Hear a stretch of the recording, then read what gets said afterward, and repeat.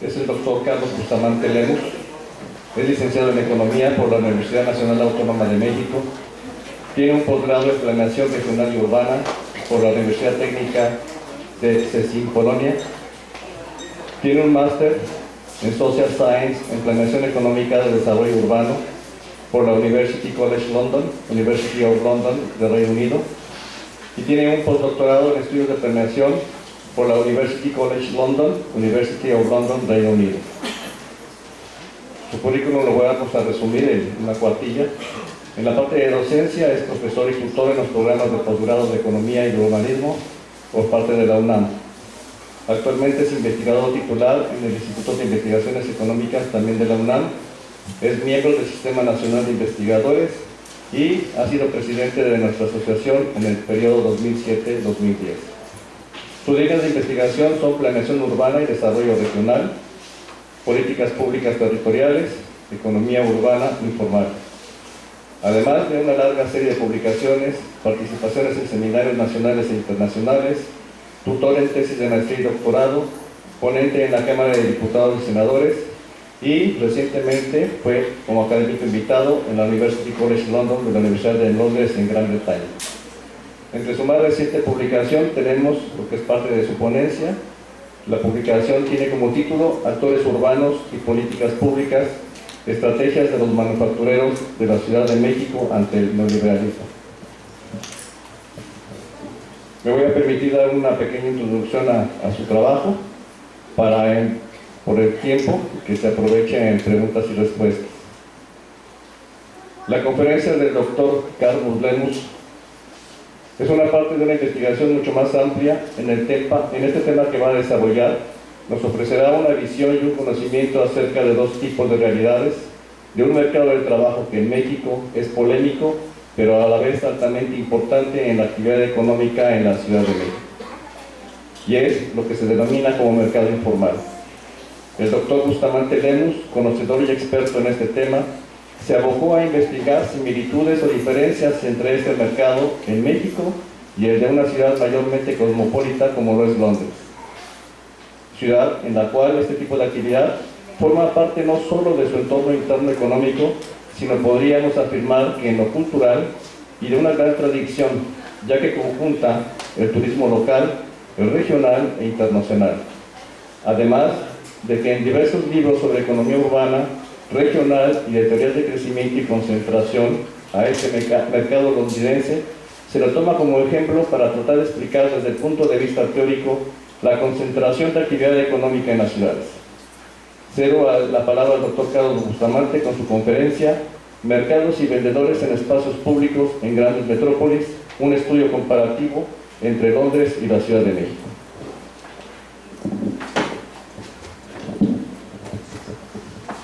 Muchas gracias, Alejandro. Muy buenas tardes a todos ustedes. Agradezco al comité organizador y particularmente a la doctora Herendia Serrano por esta invitación que me han hecho. Quiero compartir con ustedes esta investigación que en realidad la hice en un tiempo muy breve durante mi estancia sabática y como invitado asociado en la Universidad de Londres, como ya lo mencionaba Alejandro. Esto es parte de un gran proyecto que yo he tenido desde hace algunos años con relación a la economía urbana informal en grandes ciudades. Particularmente, en este caso, como ustedes podrán ver el título, me he enfocado al caso de los mercados y vendedores en vía pública, en espacios de grandes ciudades, espacios urbanos públicos. Y bueno, quisiera comenzar muy rápidamente. Como ustedes saben, y además todos lo vivimos, los mercados públicos al menudeo surgen en todas las ciudades del mundo, todos los centros de población, porque en realidad es un elemento sustantivo de la actividad cotidiana de todos los pobladores, en tanto que acuden a centros para el intercambio de bienes y servicios. Sin embargo, digamos, con el tiempo y con la consolidación que van teniendo las ciudades, estas tienden a irse modificando en algunos espacios totalmente regulados, mientras que en otros no tanto. ¿Sí? Ustedes podrán entender, y además tal vez una de las primeras reflexiones que les surgen es de que, claro, estamos hablando de dos tipos de mundos. Uno es el desarrollo y otro es el subdesarrollo, ¿no? Sin embargo, esto tiene diferentes connotaciones al mismo tiempo que elementos similares, y de las cuales yo voy a hacer una referencia, y sobre todo algunos de los móviles que tuvo esta investigación es para que en base a esta investigación podamos extraer algunas experiencias que pudieran servir como elementos sustantivos para las agendas políticas de los gobiernos locales en ambos mundos. Mientras que en la Ciudad de México esto se ha crecido de manera exponencial, ¿sí? Y ha derivado en una serie de actividades informales, ¿sí? Mientras tanto, en ciudades de países desarrollados, como es el caso de esta gran ciudad de Londres, esto está operando de manera totalmente regulada, ¿sí? Y más bien, aunque siguen apareciendo estos mercados en vía pública, mercados callejeros que yo les llamo, y que sin embargo algunos sociólogos y antropólogos me han criticado porque hablo de mercados callejeros, pero en realidad son de la calle, pero creen que se habla esto en sentido peyorativo, y no, simplemente llamarle a las cosas como son, ¿no? Pero en el caso de la ciudad de Londres, esto opera de manera totalmente formal, ¿sí? Y que más bien ya forman parte de lo que se llama el folclore urbano, ¿no? Cualesquiera que estas formas se adopten tanto en el mundo desarrollado como en el mundo subdesarrollado, este fenómeno ha llegado a formar parte de los debates académicos en los últimos tiempos, ¿no? Y esto es por lo siguiente: ¿cuáles son algunos de los temas en los que se ha centrado la discusión respecto a este fenómeno? Su importancia en cuanto a empleo, ¿sí? Y en la participación que tiene en la economía este mundo de mercados y vendedores en vía pública, sobre todo en la parte de los estratos sociales menos favorecidos. Segundo, la competencia que los comerciantes en vía pública establecen con relación a los comerciantes formalmente establecidos en edificaciones. Tercero, en términos del deterioro de la infraestructura urbana y de la sociedad en que se asientan estos mercados. Y en cuarto lugar, en cuanto a las acciones políticas que los gobiernos, tanto centrales como gobiernos locales, asumen respecto a este fenómeno creciente. No obstante que son entendibles, como yo les decía, estas diferencias que hay entre ciudades del mundo desarrollado como en el subdesarrollado, esto tiene diferentes connotaciones sobre las cuales los investigadores someten a debate y a discusión las conveniencias e inconveniencias de este tipo de fenómenos, ¿no? Por ejemplo, ¿qué hay sobre el conflicto entre comerciantes establecidos y sus competidores informales en la calle? ¿Qué tanto existe este conflicto entre los grupos o actores sociales generado tanto por la ocupación informal de los espacios públicos con relación a los usuarios? Tercero, ¿cuál es el papel de los gobernantes ante este fenómeno? Siguiente, por favor. Bueno, ya aquí lo explicaba Alejandro, lo digo yo también en términos introductorios.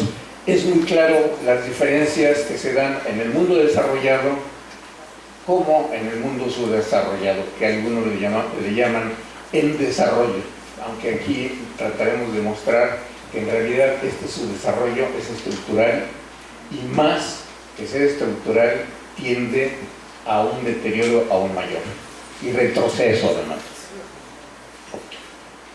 Y más bien uno de los objetivos que pretendo, digamos ya de manera sustancial como investigador, es de que aspiremos a que las ciudades no solamente logren un desarrollo como en términos tradicionales se les clasifica en términos de sus aportaciones, ya sea el Producto Interno Bruto o en que se les suministren determinados servicios de infraestructura y equipamiento urbano, sino más bien, digamos, esto tiene ya una connotación mucho más actual, mucho más moderna, que la misma Organización de las Naciones Unidas en el año de 2012 ha propuesto en su reporte sobre ciudades prósperas. Es decir, que ya no solamente estos elementos de carácter económico como los elementos básicos de carácter social son suficientes para lograr un bienestar a la colectividad, es decir, a todos los pobladores residentes de las ciudades, sino que se tienda realmente a lograr niveles reales de bienestar social. Y a partir de ello, entonces esas ciudades sí se puedan considerar como ciudades prósperas, es decir, ciudades que van para adelante y que aspiran a tender un grado de competitividad, ¿sí?, y de ventajas comparativas con relación a otras, para a partir de ahí atraer otro tipo, tanto ya sea de inversiones, capital, servicios, innovación tecnológica, etcétera, etcétera. ¿Cuál es el tipo de investigación que yo, digamos, perseguí y logré? Es una investigación combinada, es decir, se utilizan métodos cuantitativos como cualitativos, es decir, se parte de la base de una información documental muy sustancial, tanto de carácter oficial como de carácter profesional y técnico, pero a partir de ello es que derivamos en una investigación con métodos cualitativos, es decir, llegamos a los espacios urbanos tanto de Londres como de México, cubriendo de manera aleatoria y estratificada a 4 de los principales actores sociales que están involucrados en esta fenomenología. 1, los propios comerciantes en vía pública. 2, los comerciantes establecidos en edificaciones en esa misma área. 3, los funcionarios públicos y de gobierno que están también atendiendo el fenómeno. Y 4, los residentes o consumidores dentro de esta zona, ¿no? Entonces, a partir de la identificación de estos 4 principales actores sociales, es que nos abocamos a hacer esta investigación que consistió en entrevistas totalmente personalizadas, semiestructuradas, in situ, ¿no?, durante el año de 2014. Los resultados de este trabajo, por lo tanto, intentan dar respuesta a las interrogantes que yo había planteado en la lámina anterior, y que entonces las lecciones que de ahí podamos derivar puedan constituir parte de las agendas políticas y de atención a la población en estas grandes ciudades. La siguiente. El marco teórico de esta investigación, muy rápidamente, está definido por 2 grandes campos de estudio. Uno es el del desarrollo urbano, que como ustedes pueden leer ahí, ¿qué es el desarrollo urbano? Que lo que está involucrando los espacios urbanos en donde la ciudad vive, la interacción que tiene población y gobierno con los servicios, y el campo de la economía política, ¿no? El campo de la economía política que conecta tanto la política pública como a los actores sociales en sus relaciones diarias de producción, distribución, consumo, pero también el caso del espacio público, cómo este interactúa, ¿sí? Sirve no solamente de instrumento, sino de espacios de convivencia, de recreación, y que le da a la población un sentido de no solamente de funcionalidad, sino de bienestar, de de interactuar de manera pacífica e integrar a la sociedad. Adelante, por favor.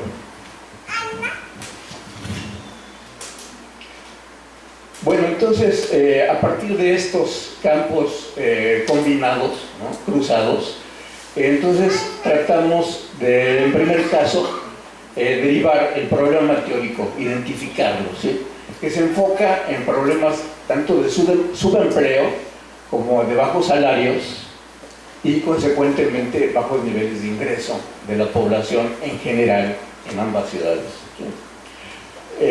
Por otro lado, el problema del crecimiento acelerado e incontrolado en países subdesarrollados, en donde se dan formas de participación tanto de los actores sociales como de la política pública, y que estos de alguna manera tienden, ya sea por un lado en ciudades desarrolladas, a ir ordenando y de alguna manera generándole mayor bienestar a la población, y en contraparte, si no se atienden de manera oportuna o se atienden de manera, digamos, popularmente torcida, tienden a lo contrario, ¿sí?, a una destrucción de los espacios públicos y a un deterioro en la calidad de vida de la población.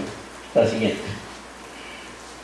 Entonces, para el caso de la ciudad de Londres, este es fundamentalmente, dentro de la problemática, el caso del estancamiento de los mercados públicos, ¿sí?, y además el deterioro que se da en las zonas en donde se asientan los mercados y en zonas aledañas.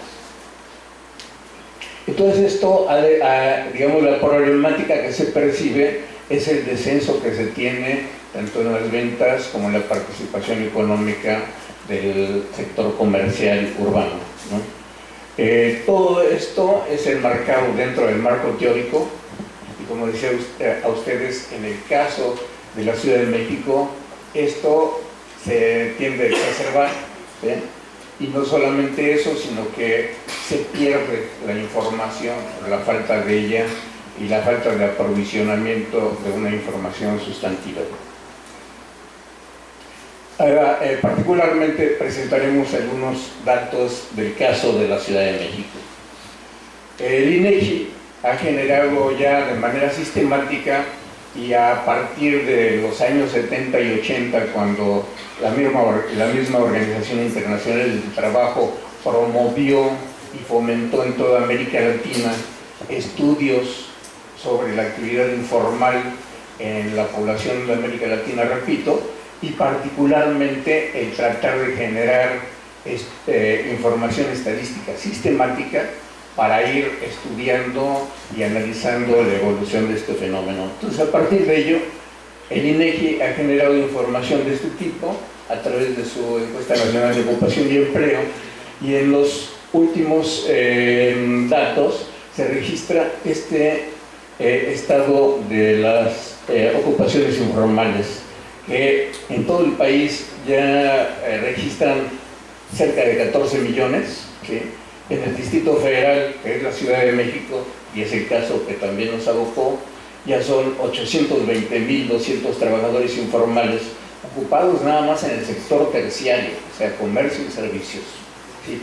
Y en donde ya cerca de 300.000, o sea, el 35%, estaban en el comercio. Se estima que en la Ciudad de México estas actividades ocupan ya cerca del 45% de toda la actividad económica que se genera en la capital, y que se estima que son aproximadamente 4,5 millones.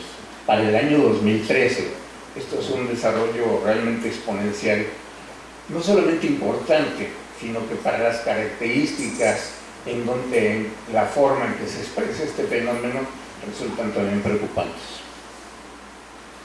Este tipo de actividades llamadas informales tienen una gama de actividades que ahorita las podemos ver muy sucintamente en el esquema que sigue, por favor.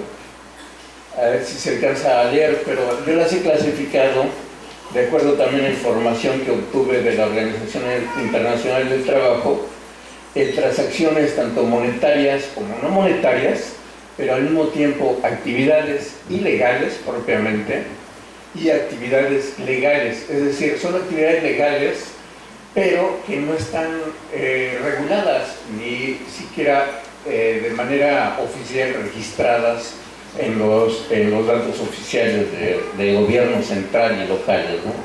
Entonces aquí ustedes pueden ver toda esta gama de actividades en donde dentro de las ilegales está el comercio en bienes robados, fabricación y tráfico de drogas, prostitución, juegos de apuestas, contrabando, piratería, fraude, corrupción, evasión de impuestos. Mientras que en aquellas que son actividades en realidad legales, pero repito, no registradas ni reguladas, está la fuga de capitales, ingresos no reportados, sueldos y salarios de activos de trabajo no reportado, beneficios no otorgados, empleo casual, o sea, trabajo temporal, trabajo no remunerado, agricultura de subsistencia y el outsourcing o subcontratación, perdón. Aquí es un ejemplo de cómo actividades formales que provienen del sector primario y que son totalmente legales, ¿sí?, se transfieren después en la cadena de producción, distribución y consumo hacia actividades formales en productos y bienes intermedios a través del comercio y que son a gran y mediana escala, por ejemplo las centrales de abasto, y posteriormente pasan al consumo final, en donde están actividades formales, mercados públicos, supermercados, tiendas de conveniencia, etcétera, y las informales, en tianguis, puestos fijos y semifijos, ambulantes, etcétera.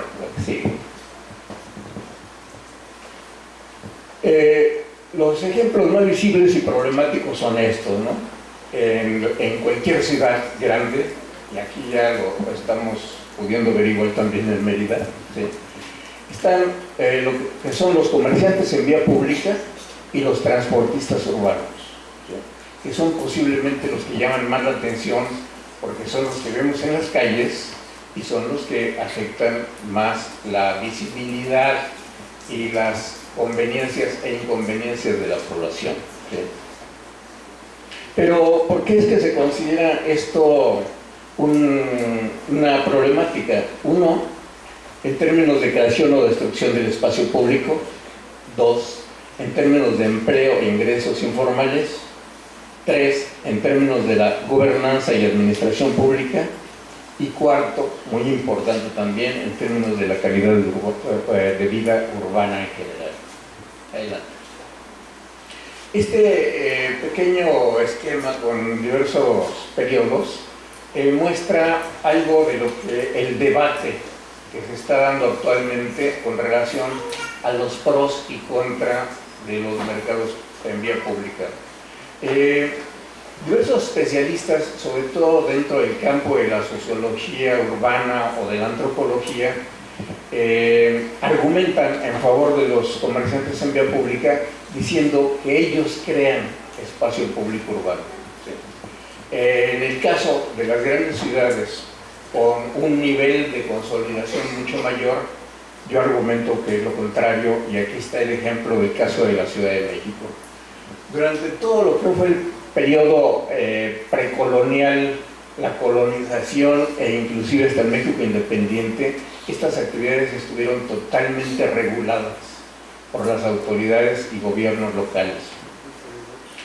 Posteriormente, en la etapa postrevolucionaria, se siguió considerando una actividad totalmente regulada, aunque operaba en las calles, ¿sí? Pero a partir de que termina, digamos, el movimiento armado, que se empieza a pacificar no solo el país, sino mucho más la Ciudad de México, las administraciones del Distrito Federal se abocaron a la modernización de los mercados públicos al menudeo. Entonces todo lo que veíamos de comercio en la calle, generadora de basura, deterioro en las calles, obstaculización de las mismas, etcétera, tendió a una modernización, trasladando estos comerciantes a mercados públicos totalmente establecidos y modernos para estos años, ¿no? Entonces, de alguna manera, se sanitizó, por decir así, o sea, esta actividad informal en las calles. porque se limpiaron, digamos, a mí me tocó ver, había montones de roedores en los espacios que dejaban estos tianguistas y que tenían que recoger prácticamente con trascabos y demás, porque era todo lo que dejaban los comerciantes en la calle. Se trasladaron con todos sus servicios de estacionamiento, recolección de basura, etcétera, a mercados establecidos, de los cuales se construyeron 326 de ellos en ese tiempo, ¿sí? Mismos que al presentarse la crisis de 1976 a 82 y mucho más en los periodos posteriores, el gobierno decidió cancelar totalmente, ¿sí? No hubo más programas de construcción de mercados públicos al menudeo, ¿sí? El único que se construyó en los años 80, como caso excepcional, fue la central de abastos del área de Iztapalapa.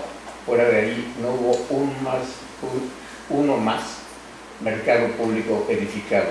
Se dedicaron solamente al mantenimiento menor de estos mismos, mientras que las políticas neoliberales del ajuste estructural tendieron ya solamente a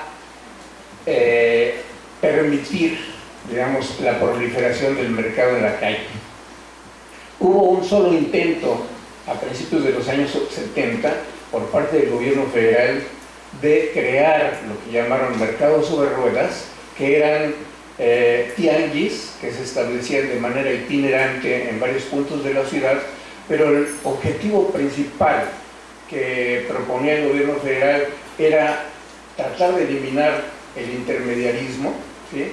Y ligar el comercio, digamos, las actividades de los campesinos directamente al consumidor urbano, ¿sí? De tal manera que se eliminaran los intermediarios, se atenuaran los precios con un control de precios totalmente estricto en cada tianguis, pero esto duró muy poco, ¿eh? A los pocos años inmediatamente este control se relajó y comenzaron a proliferar los comerciantes en la calle. Esto debido también a la problemática del ajuste estructural, en donde se disminuyó gasto público.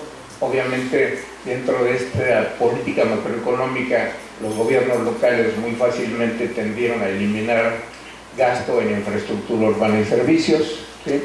Y por otro lado, esto tuvo un efecto multiplicador, ¿sí? Al generarse el problema del desempleo, subempleo, desocupaciones, etcétera. Y entonces, a partir de ahí, entró la política neoliberal que permitió a los grandes capitales extranjeros intervenir para la creación y proliferación de los centros comerciales, de las tiendas de conveniencia de cadena, etc. Entonces, a partir de este fenómeno es que, repito, viene una involución más que evolución de la fenomenología de los mercados callejeros. Adelante, por favor. Entonces, de tal manera que vean ustedes cuál ha sido la evolución reciente de 98 a 2014 de los mercados. Digamos, la línea azul son los datos de 1998 por delegaciones, o sea, los municipios locales del DF, y en la roja la línea del 2014, de cómo ha ido ascendiendo y sobre todo en los últimos datos son los de las delegaciones centrales del DF, y sin embargo hay una gran heterogeneidad con relación a la información que genera la propia Ciudad de México, ¿sí? Porque en el año del 98 se obligó por un acuerdo a que se creara un sistema de información del comercio en vía pública, y se obligaba a cada una de las delegaciones a que generaran información. Sin embargo, si ustedes acuden en internet a lo que es el Cisco-VIP, Sistema de Información del Comercio en Vía Pública, verán que no nos proporciona una sola cifra. La única plana del Cisco-VIP, y eso ya a cerca de 20 años de haberse creado, no genera ninguna información. Y lo poco que yo pude captar es de información que daba 190,000 vendedores en las calles, cuando vemos nosotros totalmente la diferencia de lo que proporcionan las autoridades centrales, y sin embargo lo que proporcionan las delegaciones no llega en el 10%. La que sigue, por favor. Bueno, esto es un mapa del Distrito Federal en donde los puntos negros muestran dónde está la principal concentración de vendedores en las calles y sobre todo en las áreas de Iztapalapa, que es la parte oriental y norte, que son las delegaciones en donde se ha concentrado más la población de clases populares de nivel bajo. En la que sigue, por favor. ¿Cuáles son algunas de las implicaciones que hay respecto a esta fenomenología? Uno, deterioro físico y ambiental de los espacios públicos y de otras calles y aceras aledañas. Dos, la delincuencia, inseguridad y riesgos a la salud. Frecuente confrontación entre vendedores callejeros con comerciantes establecidos, con residentes y transeúntes.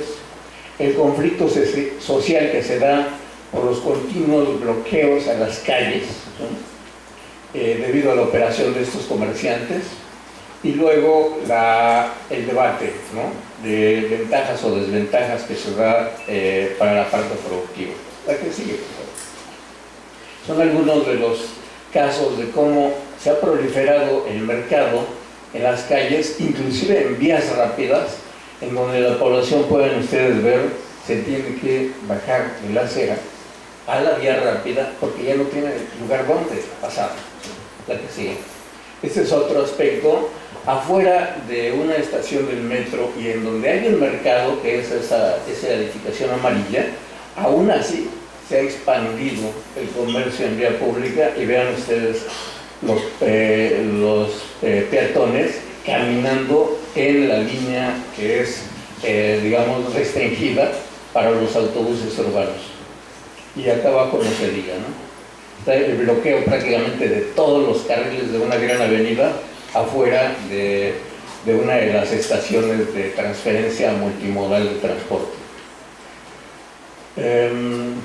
Bueno, aquí yo presento muy rápidamente cuáles son algunas de las acciones que el gobierno del Distrito Federal ha generado, pero que no pasan de ser solamente programas muy temporales, con muy poca eficacia, y que se han dedicado solamente a tratar de limpiar el centro histórico, pero olvidándose de toda la capital de la República. La que sigue.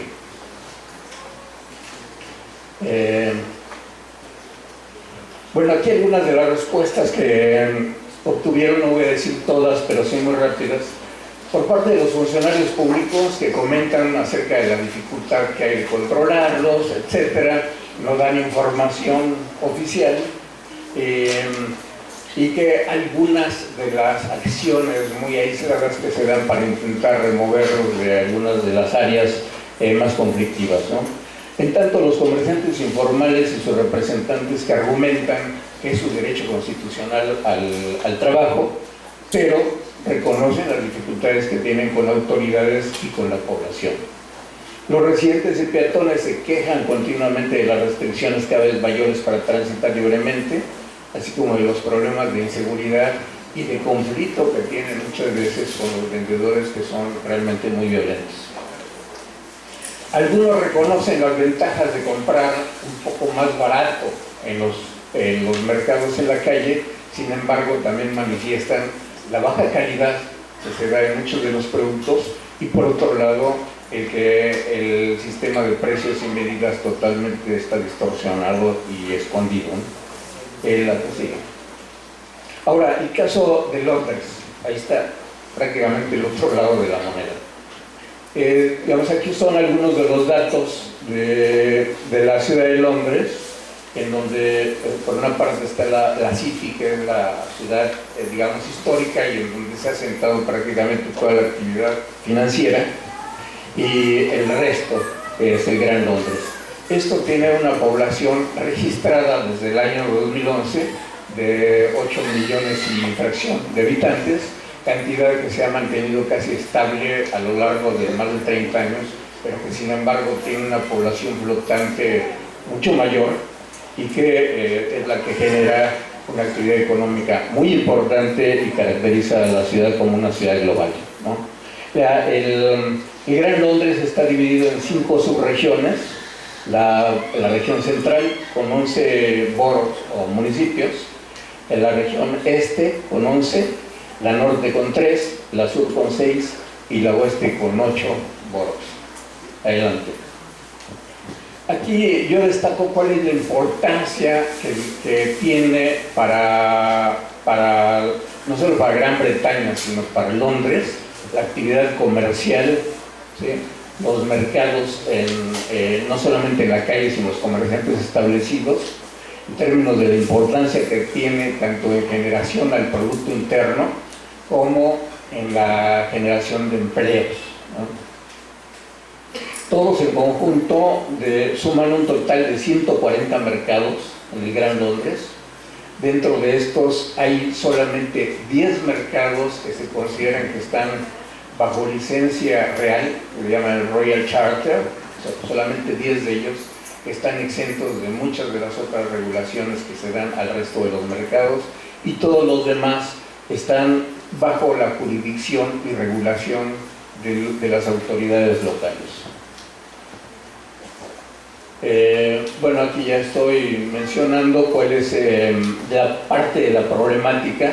Por una parte se reconoce que es una fuente de empleo e ingreso importantísimo, y también para los consumidores que buscan precios más bajos, pero también la preocupación está por la decadencia económica que tienen los mercados en relación con lo que se llama el nombre de las high streets, que son las calles comerciales locales, ¿no? Cada barrio tiene una high street en donde se concentran actividades comerciales, tanto edificadas como callejeras.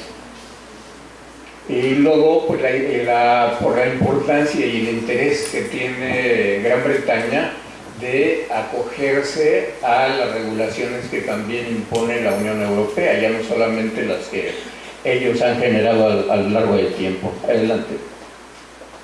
Aquí muestra esto el mapa de Gran Londres y en dónde están concentrados principalmente los mercados en la calle, ¿sí? La tipología de los mercados es muy variable, ¿sí? Al mismo tiempo de estos mercados tradicionales, y repito, de ellos muchos realmente antiguos. Ustedes se sorprenderían que, por ejemplo, estos que están marcados como con Royal Charter son mercados que existen desde el año 1200 y tantos, ¿sí? Y todavía uno los ve en la calle operando casi de manera similar, pero obviamente ya dentro de las regulaciones que se imponen. Adelante. Aquí está una tabla que muestra la clasificación y la concentración de los mercados en la calle por la tipología que se presenta en Londres, ¿no? Mercados cubiertos, 19, otros que son los productos de granja, farmers markets, mercados especializados en alguna cuestión, ya sea anticuarios, de ropa de marca, etcétera, los mercados especialistas en comida, que son mercados orgánicos, y los mercados callejeros en general, ¿no? Y vemos como la mayor concentración está en la región central y en la región este, que históricamente era la región más marginada de Gran Londres, ¿no? Y que ahora, con los grandes proyectos que se han dado en los últimos 30 años, realmente le han dado un auge a la ciudad. Así. Un ejemplo de algunos de los mercados públicos callejeros. Vean ustedes, por ejemplo, el que está arriba a la derecha, se alcanza a ver una placa que está en la esquina, y es la que menciona que en esta zona, en este barrio, estuvo viviendo Charles Chaplin, ¿no? Entonces, son algunos de los atractivos que los comerciantes le dan a la zona para atraer ya no solamente a los residentes locales, sino inclusive también a los visitantes. Esta de abajo tiene este gran letrero en donde mencionan que el acceso está cerrado, pero que tiene muy claramente definidos tanto los días de la semana como los horarios en que debe estar cerrado. Fuera de eso está abierto y la calle limpísima, como si no existiera el mercado ahí. Y el mercado que ven ustedes con las carpas verdes es uno de los tipos de mercado que se llaman de productos orgánicos, ¿sí? En donde esto ha sido una etapa, digamos, más reciente de la tipología de mercados a donde se están derivando otros comerciantes, dada la baja demanda que están teniendo gradualmente los mercados tradicionales. Lo que sigue. Bueno, aquí yo traté de condensar, perdonen ustedes tanta letra, pero es importante para que vean ustedes el cúmulo de regulaciones que se dan en Londres, de tal manera que esto está totalmente regulado y en donde las licencias y permisos que otorgan las autoridades locales no solamente están dadas de una manera unilateral o de una manera totalmente autoritaria, sino que éstas tienen que cumplir con otro tipo de leyes y acuerdos que se dan no solamente en Gran Bretaña en general, sino por la autoridad del Gran Londres. Entonces, de tal manera que todos están de alguna manera, digamos, al mismo tiempo de vigilados de ejercer el otorgamiento de licencias, al mismo tiempo todos dependen de otra instancia institucional, ¿sí? Sin embargo, ¿sí?, queda un resquicio importante para los funcionarios locales, que esto no solamente depende del desarrollo de su desarrollo, sino realmente es un criterio de equidad que los mismos funcionarios aplican. Es decir, vamos a poner un ejemplo, que está operando un comerciante de fruta y si hay un nuevo solicitante, a ese se le va a otorgar una licencia, pero no para que se ponga junto a él o que se ponga enfrente, sino se va a poner a 20, 30 metros, de tal manera que no ejerza una competencia con el que ya existía. Y al mismo tiempo, digamos, un comerciante establecido en la misma calle, pero dentro de un establecimiento, igual tampoco va a tener afuera de él a otro comerciante que venda lo mismo. Entonces establece, esto es a criterio del oficial de mercado, este tipo de ordenamiento, ¿no? Ahora, todos los pisos están numerados para que se otorguen de acuerdo al número que se le otorga en la licencia y que se otorgan de manera personal. No se otorgan a través de los líderes de corporaciones o agrupaciones, sino que se dan de manera unipersonal y son intransferibles, ¿sí? La que sigue, por favor. Bueno, aquí hay una serie de regulaciones, pero quiero yo terminar con lo siguiente. Mientras que en la ciudad de Londres este tipo de tradición ha evolucionado en una organización en red, ¿sí?, y además en encadenamientos productivos, en donde inclusive hay compañías, ya sea pequeñas o medianas, que son las que alimentan tanto de las carpas en donde se asientan los puestos, como en la mercancía que se vende, ¿sí? Entonces estas empresas operan en todo el país, no solamente en Londres, y son las que a través de catálogos totalmente publicados de manera formal le ofrecen a los vendedores sus productos, ya sea para poner su puesto o para vender su mercancía, ¿sí? Y todo con precios totalmente establecidos y demás, y se da una interacción a manera de red y de cadenas de producción, distribución, venta al consumidor, ¿no?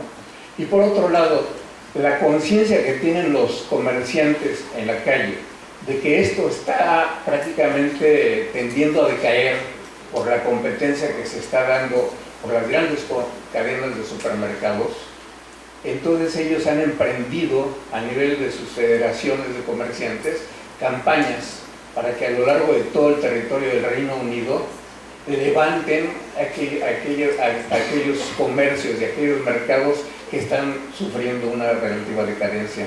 Hay campañas como uno que se llama Love Your Local Market, ¿sí?, amen a su mercado local, y entonces ese día específico llegan todas las actividades, hay ferias, etcétera, para impulsar la compra en esos mercados.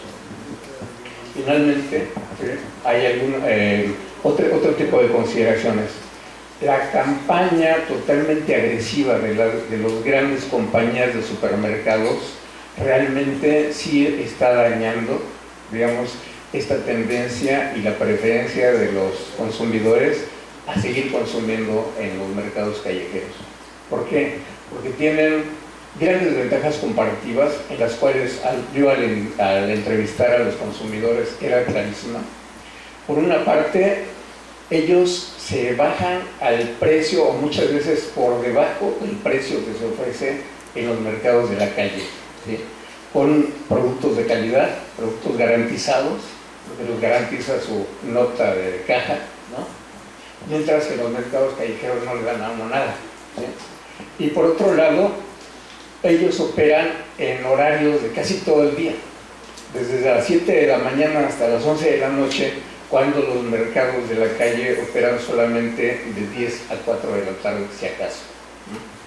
Entonces, eso en ventajas de horario también los induce a los consumidores mejor a ir a la esquina que ir determinado día de la semana o a determinada hora al mercado, y si no ya no encuentran nada. Entonces estos acuden ya a los supermercados locales, ¿sí? Ya no son las grandes tiendas como las que conocemos de las imágenes de Estados Unidos, sino mercados locales que atienden la demanda del consumidor a diario y a cualquier hora, y muchas veces inclusive hasta con servicios a domicilio, cosa que obviamente los comerciantes en la calle están en total desventaja.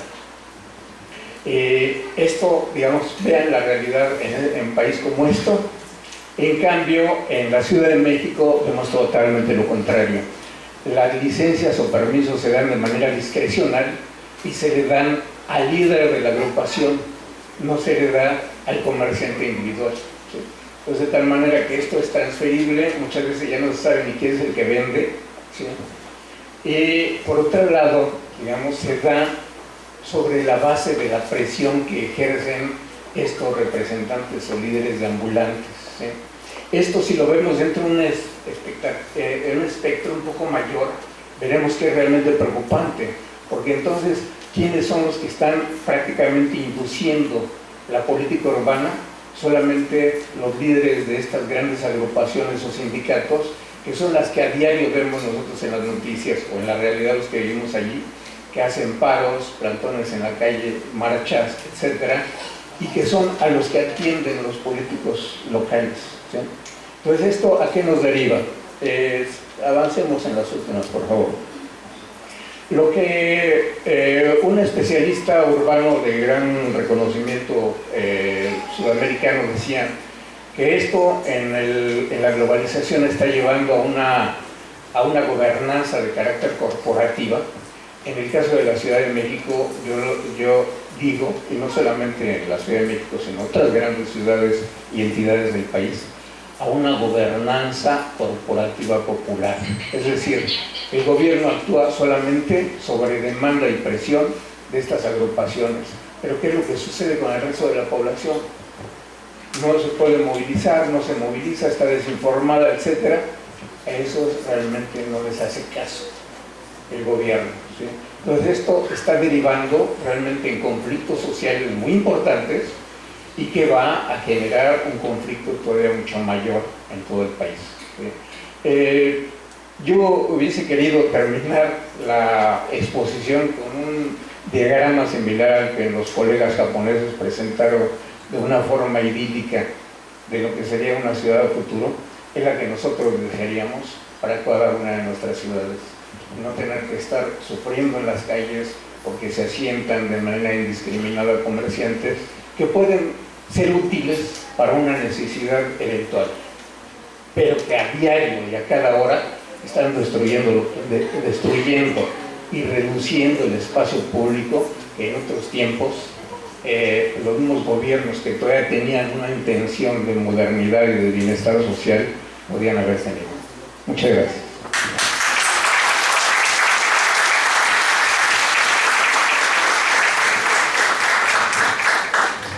Estamos conscientes que el tema es muy importante, no lo abordó el doctor Bustamante, pero también tenemos presidentes de mesa que tienen que empezar, el otro que tiene que empezar.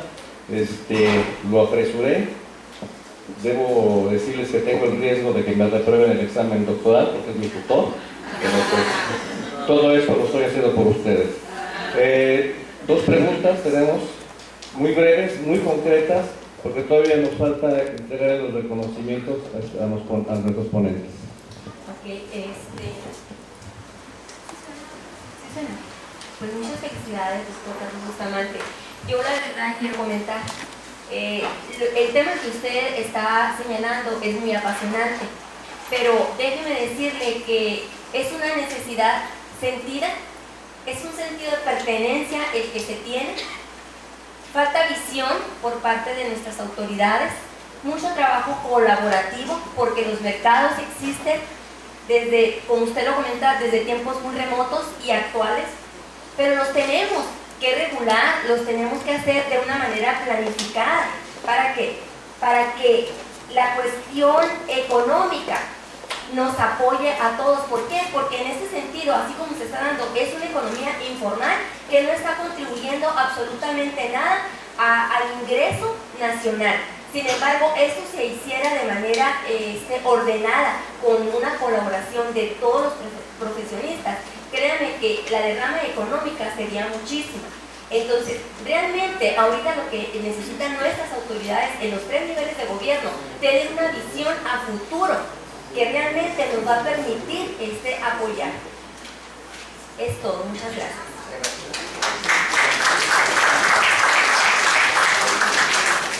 Muchas gracias, doctor Carlos Bustamante, ha sido muy interesante y quisiera hacerle 2 pequeñas preguntas.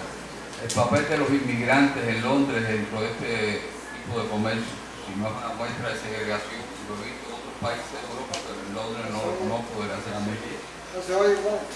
Bueno, en primer lugar le pregunté sobre el papel de los inmigrantes dentro de este comercio en Londres, porque bueno, no conozco, en otros países europeos sí he visto esa posibilidad.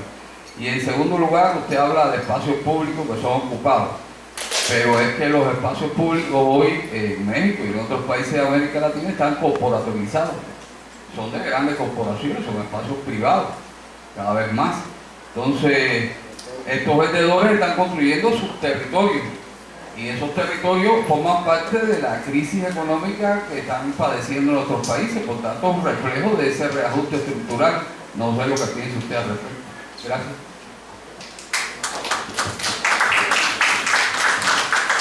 Bueno, por el primer comentario agradezco muchísimo.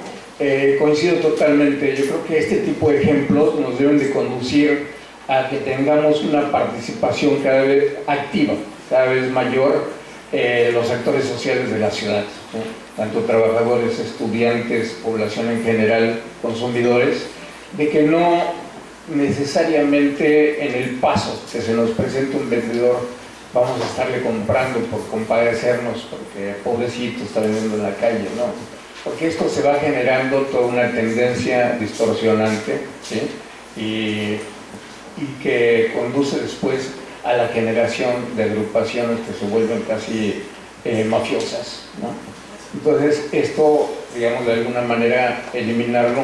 Hay muchas posibilidades realmente a que estos viejos mercados, que repetía yo, se edificaron en los últimos hasta principios de los años 70, la mayor parte de ellos pueden ser modernizados con otra infraestructura física. Casi todos ellos son galerones de una sola planta, en donde tienen espacios muy reducidos para estacionamiento, porque en ese tiempo había pocos automóviles, ¿sí?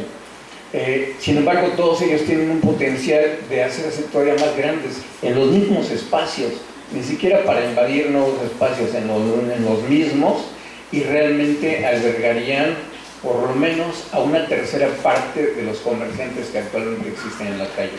Segundo, yo no lo alcancé a decir, pero muchos de los comerciantes que ahora expenden en la calle son familiares de los que venden en los mercados locales edificados. Lo que pasa es que ahora ya se han extendido hacia afuera, como lo presenté en una de las fotos, afuera del mercado, y que más bien lo hacen como una barrera, ¿sí?, para contrarrestar a los mercaderes informales, ¿sí?, para que no les invadan su espacio de mercado local en donde ellos vendían tradicionalmente. Entonces ya se ha generado lo que hace pocos años nuestro gran maestro ya fallecido, el doctor Basols, decía, esto se ha convertido en una lucha por el espacio social. Eso tiene que ver mucho con la segunda pregunta, en donde efectivamente muchas de las agrupaciones se apropian ya de ese espacio, y aunque es de manera informal, porque obviamente no se les otorga ninguna licencia o permiso, pero en la realidad y en la práctica son ya prácticamente dueños del espacio, y los que viven o vivían ahí se convierten prácticamente como cautivos de esa operación de los mercados. En el caso de Londres, muchos de los inmigrantes, sobre todo mayormente son de aquellos países que antiguamente eran la Commonwealth, ¿sí?, pero también ya de otros países que expelen, ¿no?, digamos, que generan emigración, ¿no?, sobre todo de Ecuador, de Colombia, algunos de los países latinoamericanos. Pero cuando llegan al país, la mayor parte de estos de la Commonwealth llegan como residentes, o sea, no son inmigrantes ilegales o indocumentados, sino que están totalmente documentados y tienen derecho al trabajo. Entonces, de tal manera que si un hindú, un pakistaní o un iraquí llega, ¿sí?, y solicita una licencia, se le puede otorgar, ¿sí?, pero para esta reglamentación británica, prácticamente el problema de la informalidad no es problema, o sea, lo tienen como un issue de segunda o tercera categoría. Para ellos lo más importante es la ilegalidad, ¿sí? Entonces ese sí es un issue importante y en donde todo está totalmente reglamentado. Por eso es que cualquier solicitante del mercado callejero le van a preguntar por cuánto tiempo va a vender, qué días son los que va a vender, qué tipo de mercancía. Si es un producto alimenticio, tiene que cumplir con las regulaciones del Ministerio de Sanidad, etcétera, y todo está súper reglamentado, ¿sí? Y además inspeccionado, porque en cada uno de los mercados uno ve a diario 2 o 3 oficiales del mercado que están recorriendo durante todo el día el mercado. Si ven que hay un espacio vacío y ese correspondía a alguien que había solicitado estar, tiene 2 oportunidades para justificar su ausencia, si no, se le revoca la licencia, automáticamente. Ahora, existen también los que sí son en la realidad ambulantes, es decir, aquellos itinerantes que se van moviendo de un lado a otro. Aún estos están regulados, porque tienen como regulación el permanecer en un solo lugar máximo media hora. Si no se mueven de ahí después de la media hora, los mismos comerciantes establecidos o la población tiene todo el derecho de denunciarlo e inmediatamente se le revoca la licencia. Hasta esos, ¿sí?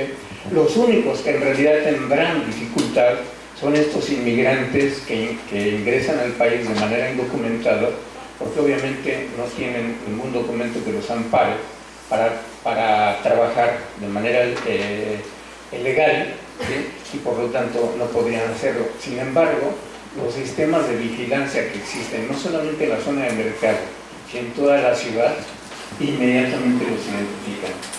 A mí me tocó ver no menos de media docena de inmigrantes nuevos, ¿sí?, que intentaban vender ya sea un producto de piratería o de contrabando, inmediatamente le caía a la policía.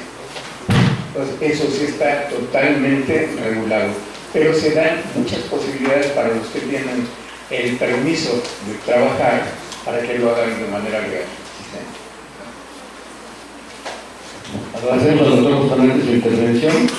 El doctor Bustamante va a estar por aquí, va a estar trabajando todavía, y los que quieran regresarle o interactuar con él, pues yo sé que va a estar con mucho gusto a su disposición. Me permito hacer el entrega de un reconocimiento al doctor Carlos Bustamante por su conferencia magistral Mercados y vendedores en vía pública en grandes metrópolis, casos de México y Londres.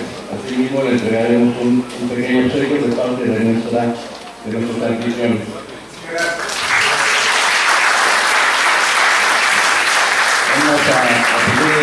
Vamos a pedir a la doctora misma que están entregando también un obsequio a los doctores que nos secretaron a los Bustamante. El reconocimiento se les entregará también.